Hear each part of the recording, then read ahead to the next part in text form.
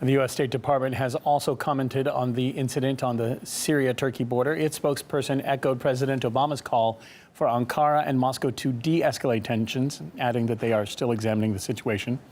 But Washington had this to add about where Moscow's responsibility may lie. When you've got a country like Russia operating on Turkey's border, going after moderate Syrian opposition that are carrying out strikes or taking to fight to ISIL, that creates a very complex and confusing state of affairs. You're saying Turkey has the right to defend itself. What defense are you talking about? Does anyone think Russia was going to attack Turkey?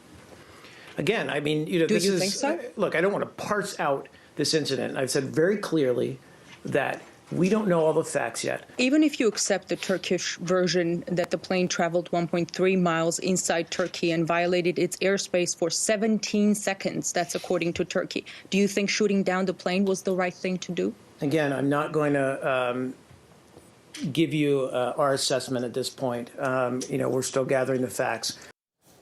RT's Gayane Chichakyan filled us in on the briefing.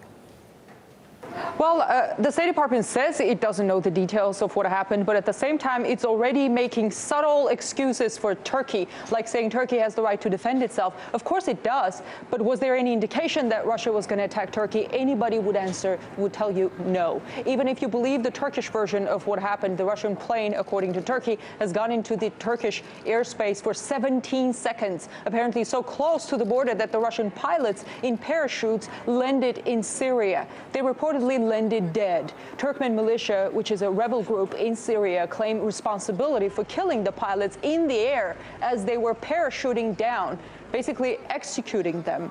Turkey supports these Turkmen rebels in Syria. Here's what the State Department said about the rebels and their admitted killing of the Russian pilots.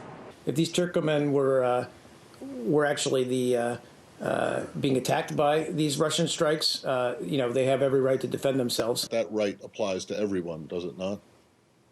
Not just to the rebels who are supported by the West.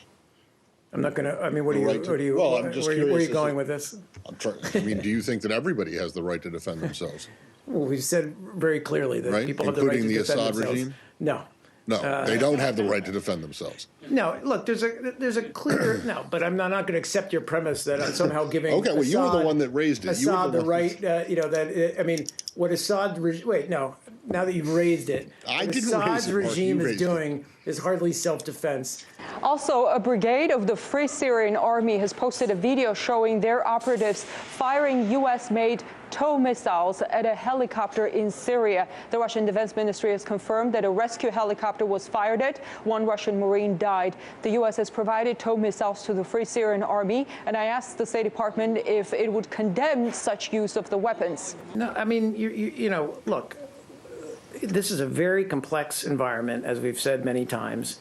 And it's made even more complex by the fact that Russia is now in support of Assad's regime, carrying out airstrikes.